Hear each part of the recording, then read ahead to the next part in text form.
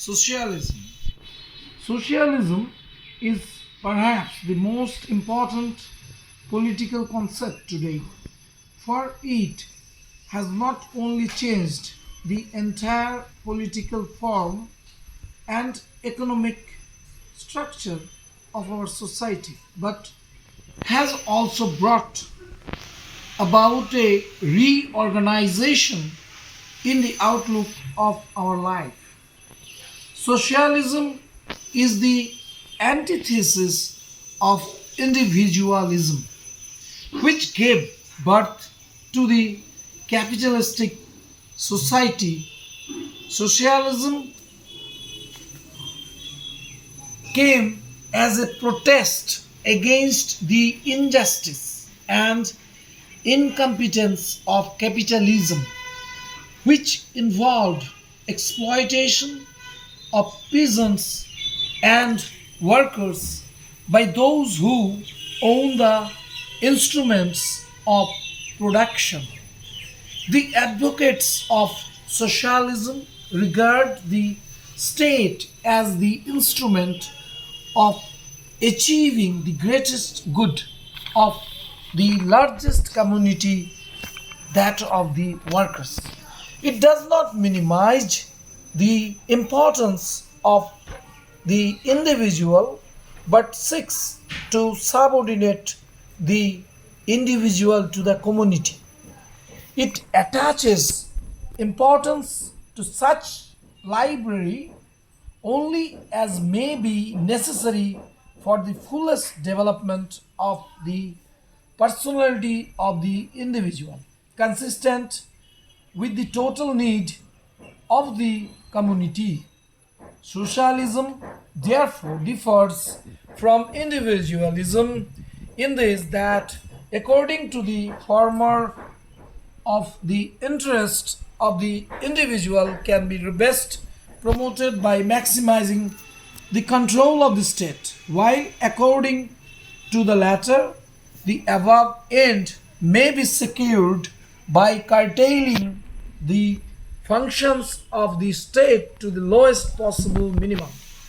Thus, the two schools of thought differ more in their practical methods than in the legitimacy of ends. Socialism, in both an economic and political doctrine, it seeks to abolish private ownership of the means of production on the ground that such ownership and management lead to social inequalities and incompetence. Hence, the socialists want to promote common economic, political, and moral interest of the people by replacing the present individualistic society with public ownership and public control of the instruments of production and distribution. The present order of the society in the West is marked by private ownership of land, mines, factories, railways, etc. In our country, state ownership is rapidly developing. Private proprietors of this use them for the purpose of making the largest amount of profits for themselves and more or less at the cost of the actual worker. The decision as to what and how much to produce depends entirely on the sole consideration of private profit, the whole of which is appropriated by a small section of the people, the owners. Thus, under capitalism, a few roll in riches, while many languish in poverty. But under socialism, the means of production will be operated by the community through a highly democratic state acting as the instrument of social with a view to securing the maximum benefit to society, ownership is vested in the actual workers whose instrument is the state. Hence, the socialist management of production will not only prevent the exploitation of many by the few, but it will bring into existence a new order of society where every decision with regard to what and how much to produce will be made by considerations of usefulness of such things to society. To achieve this, the state will maintain a central planning committee which will develop and coordinate with the different branches of production. Thus, socialism, which grew out of the dissatisfaction against the present system. 6. To reconstruct society economically and politically on a new basis. But the method of achieving this object are many and varied, and difference as to these have given rise to several schools of socialist, each of which prescribes different methods for the realization of the socialistic ends of the state. The oldest type of socialism, which appeared for the first time in writing of Plato, is known as utopian socialism. Plato, in his Republic, described the state as it ought to be rather than as it is. Plato's Republic furnished a basis for many later socialistic writers, notably among whom was Sir Thomas More, who, in his Utopia, published in 1515, gave us the picture of an ideal state where there was to be no private property. Utopian socialism found in Saint Simon of France and Robert Owen of England, ardent exponents who drew up noble schemes for society for the amelioration of the condition of the poor. But all the schemes turned out to be impractical and therefore are described as utopian. Socialism passed from speculative and idealist doctrine to a practical theory with Karl Marx, whose classical works Capital and Communist Manifesto are regarded as the Bible of socialism. According to Marx, workers produce more than what they set as their wages from their employers.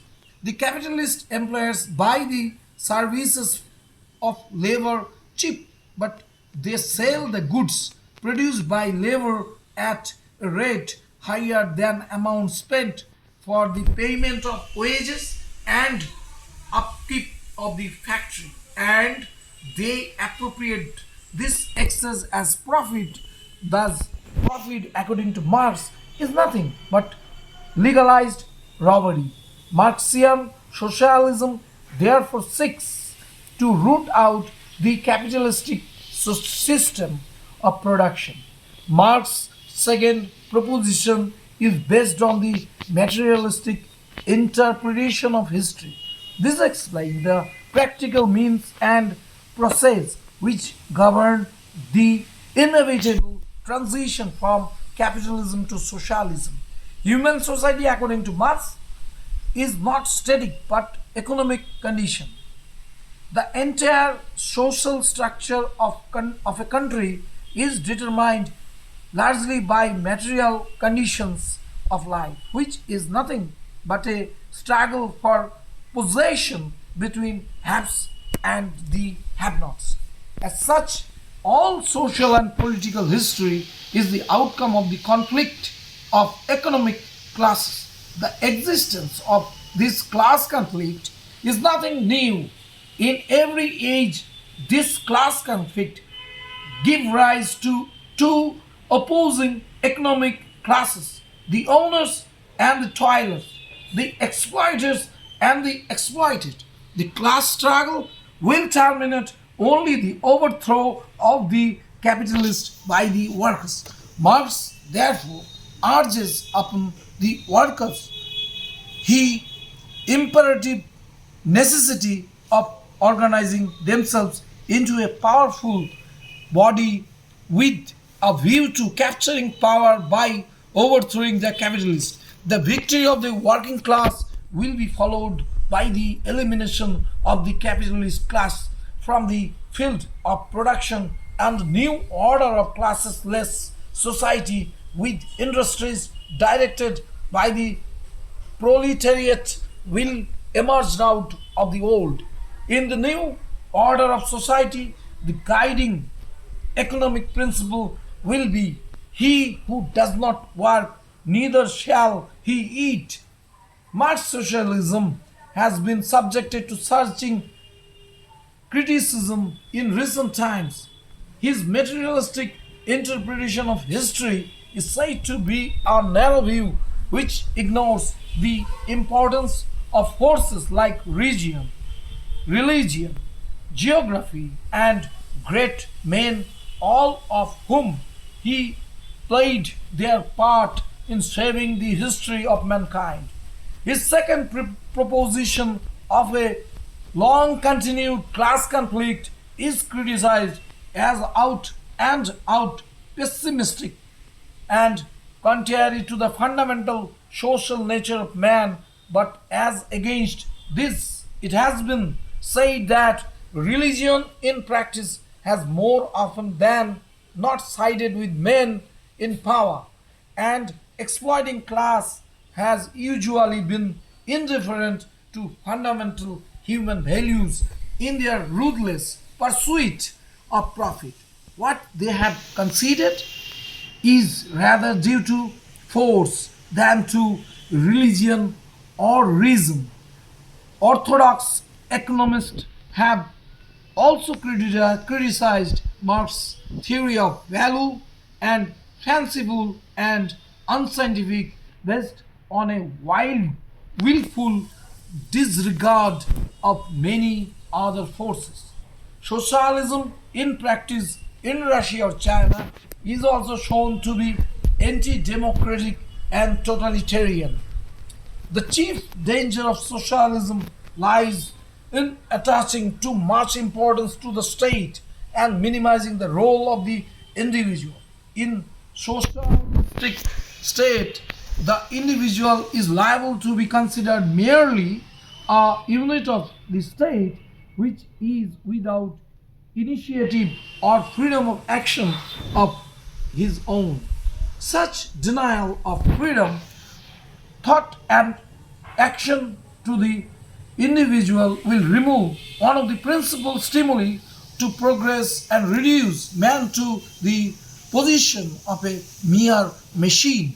The achievement of Russia in the arts and science, however, seem to mark the such criticism as prejudice and untenable. Indeed, it has been found possible to minimize the dangers by devolution of powers to working class units organized on a pyramidal basis to form the apex in the state. Within the unit, the creative urge of the individual has its due place and recognition. In spite of the hostile criticism, socialistic ideals have captured the imagination of the people and states which functioned so long on capitalistic basis are being obliged to concede to the socialist pattern. The reason for this is not hard to seek. Socialism is a doctrine which is based on the claim of the many for recognition of their inherent rights against the unjust privileges of the few.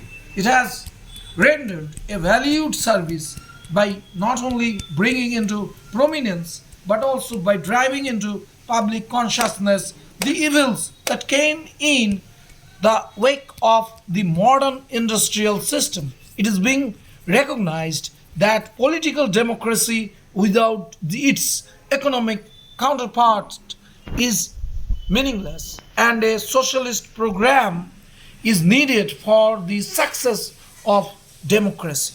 Socialism stands not for any particular interest but aims at promoting the common interest of the community by socializing the means of production, distribution, and exchange. It thereby helps secure the emancipation of the labor from the domination of capitalism and landlordism and the establishment of social and economic equality of the sexes. Socialism is therefore based on altruistic and moral principles in as much as it seeks to establish a regime in which no one is excluded but everyone is given an opportunity to reach his best self. In such, the governing principle of life is live and let live. Thank you.